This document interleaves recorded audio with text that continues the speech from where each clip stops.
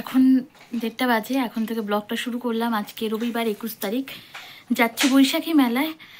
তো ফার্স্ট একটা শাড়ি পরেছিলাম অন্য একটা, তারপর সেটা চেঞ্জ করে এই পিওর সিল্কটাই পরলাম, কারণ ওটা পুরো ব্ল্যাক ছিল। গরমে অ্যালার্জি ফ্যালার্জি উঠে যেত, আর শাড়িটা একটু হেভি কাজ করা, দিনের বেলা তো ওই শাড়িটা একটু বেশিই হয়ে যেত, ওই কারণে এটাই পরলাম। আর এখন যেহেতু বেরোবো তাই বেশি আর কথা বলতে পারছি না, চলো বেরিয়ে তারপরে আবার তোমাদের সাথে দেখা হচ্ছে।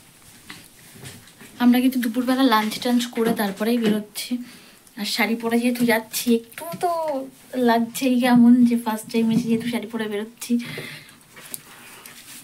চলো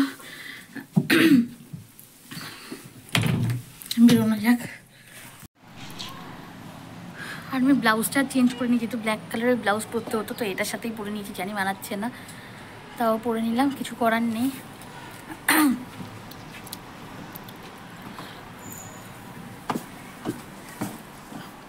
আর আমাদের সাথে যাবে রীতা, গৌরব, আর ওদিক থেকে আসবে আমার হাজব্যান্ডের কলিগরা।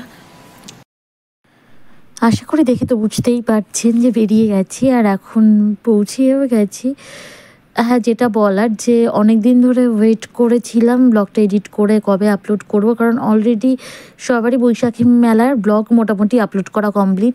হ্যাঁ, সবাই বড় বড় ব্লগার, তারা আপলোড করে ফেলেছে। আমি তাদের মতো অত বড় ব্লগার নই, তো আমি একটু ধীরে সুস্থেই না হয় আপলোড করলাম। যাই হোক, মজা করছিলাম। আমার আসল প্রবলেমটা হচ্ছে যেটা, আমার ব্লগগুলো বেশিরভাগ সবই আমার হাজব্যান্ডের ফোনে ছিল, তো ওর ফোন থেকে নিতে একটু টাইম লেগে গেছিলো।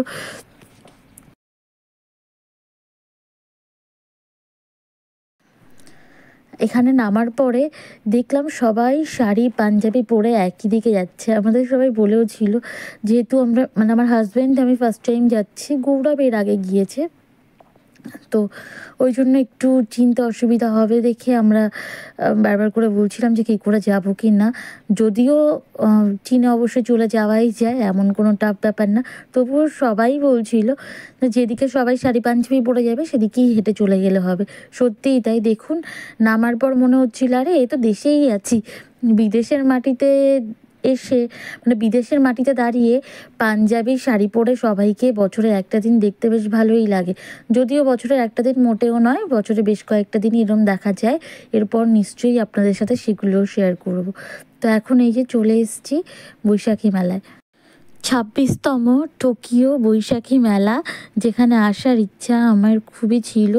প্রথমে আসার কথা ক্যান্সেল হলেও তারপরে আবারও আমার হাজব্যান্ডের কলিগদের জোড়াজুড়িতে আসাটা ফাইনালি হলো।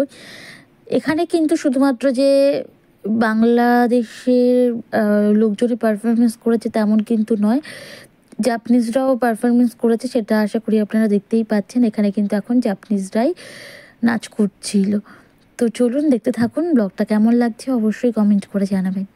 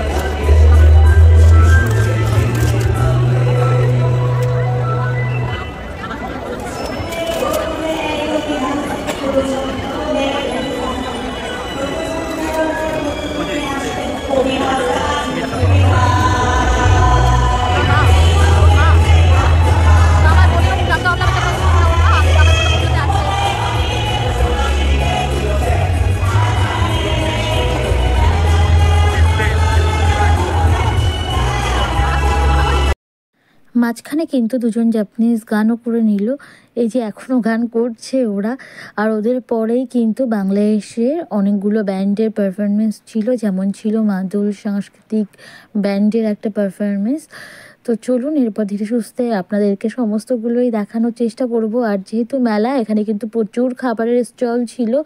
দুঃখের বিষয়, কোনো খাবারের স্টলই ভিড়ের চোটে খুঁজে দেখতে পারিনি। আর যেহেতু লাঞ্চ করে গেছি, খিদে সেরম ছিলও না, তাই দেখা না হলেও হাজব্যান্ডের কলিগদের জোড়াজোড়িতে আমাদের কিন্তু খাওয়া আবারও হয়েছিল মুগ মোগলাই, সিঙ্গারা, তার সাথে ছিল কাবাব, কিন্তু কোনোটাই ভিডিও করে আর আপনাদেরকে দেখানো হয়নি। আর এখন কিন্তু মাদলের পারফরমেন্স অলরেডি শুরু হয়ে গিয়েছে।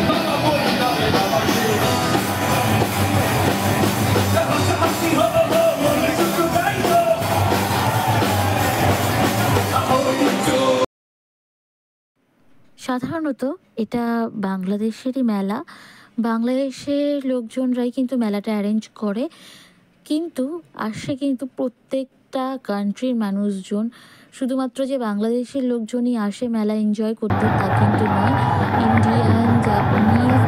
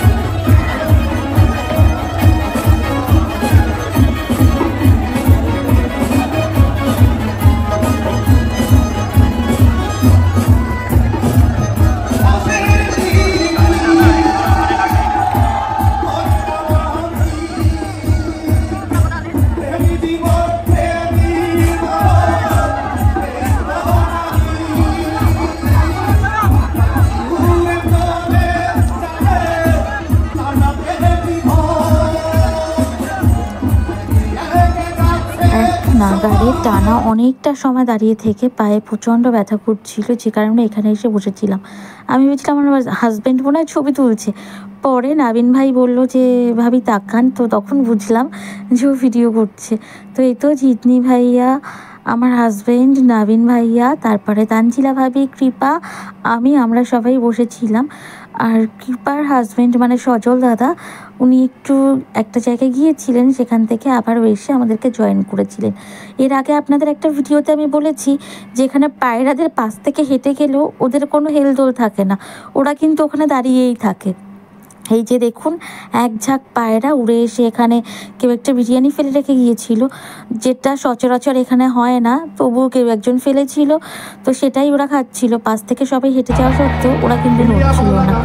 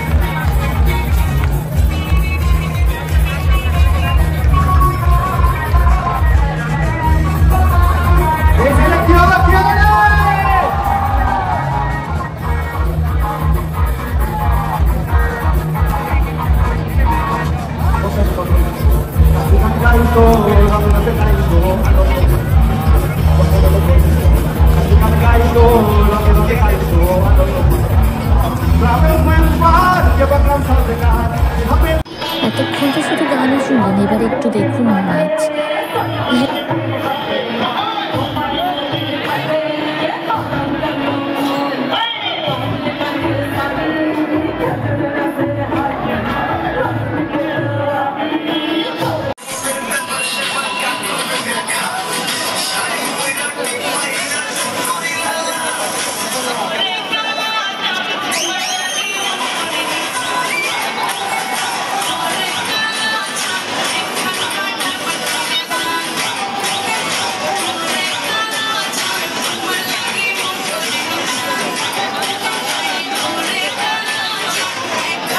হাতে কি বলুন তো?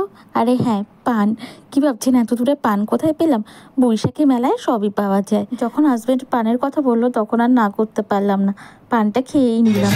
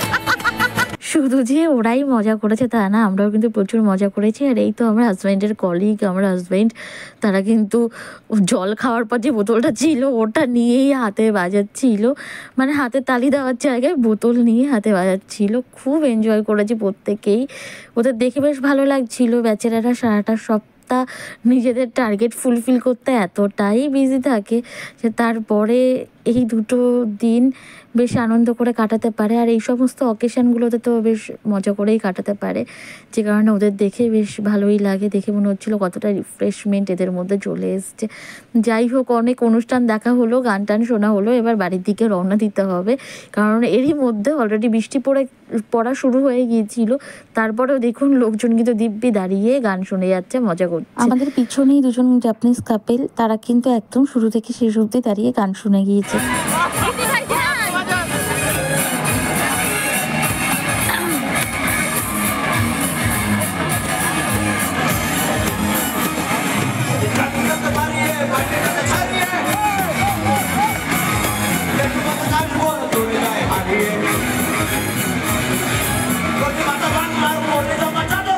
সবাইকে বিদায় জানিয়ে আর খুব শীঘ্রই দেখার আশ্বাস দিয়ে বেরিয়ে পড়লাম আমরা তিনজন, মানে আমি, আমার হাজব্যান্ড আর জিতনি ভাই। তো আমরা তিনজনই বেরিয়ে পড়লাম। আর সবাই রয়ে গিয়েছিল, কারণ ওরা বললো একটু পর বেরোবে। বাট আমরা বেরিয়ে পড়লাম। আমার শরীরটা এমনিই ভালো লাগছিল না, তার মধ্যে যেহেতু পিরিয়ডের টাইম, তো একটু কিচকিচ লাগছিল। তারপর বৃষ্টিও শুরু হয়ে গিয়েছিল, যে কারণে তাড়াতাড়ি করে চলে এলাম। আর সব থেকে বড় কথা, কোনো একটা মেলা হবে, কোনো একটা অকেশান হবে, সেখানে বাঙালিরা থাকবে, সেখানে কোনো রকম কোনো ঝামেলা বাঁধবে না, এটাও তো সম্ভব, মানে এটাও কি সম্ভব? তো যাই হোক, সেরকমই একটা সিচুয়েশান ক্রিয়েট হওয়া শুরু হয়েছিল। আমি আমার হাজব্যান্ডকে বললাম, তুমি শিগগিরই চলো, বাড়ি যাবো, আর দাঁড়াবো না বাবা, আমি ঝামেলা টামলা থেকে একটু দূরে থাকতে পছন্দ করি, কারণ আমি ভীষণই ভয় পাই এই সমস্তকে। তো যাই হোক, এবার বাড়ির জন্য রওনা দিতে হবে, যে কারণে প্ল্যাটফর্মে চলে এসেছি। আর দেখুন, ভদ্রমহিলা প্রথমে বুঝতে পেরেছিলেন না যে আমি ভিডিও করছি, পরে যখন বুঝলেন উনি কিন্তু সুইমাসেন বলে আমার সামনে থেকে চলে গেলেন।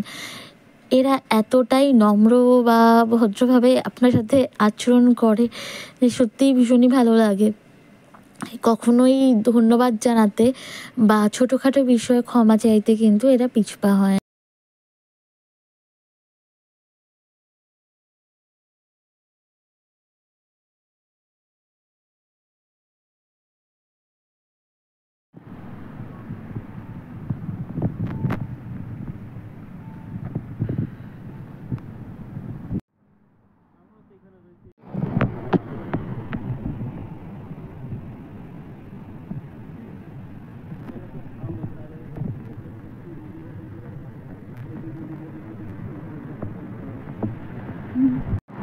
মেলাটা ঘুরে চলে এলাম।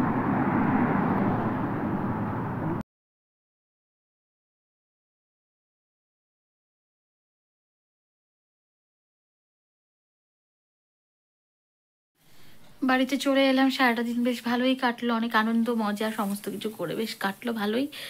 হাজব্যান্ডের কলিগ, তাদের ওয়াইফ, সবার সাথে খুব আনন্দ করলাম। আর সবাই খুবই ভালো, সবার ব্যবহার খুবই ভালো। তো ঠিক আছে, চলো ব্লগটা এখানেই শেষ করছি। আর হ্যাঁ, ওখানে যে সেই এক টুকরো নিজের দেশ, সকলকে দেখলাম একদম শাড়ি পরা, সালোয়ার পরা, পাঞ্জাবি পরা ছেলেরা।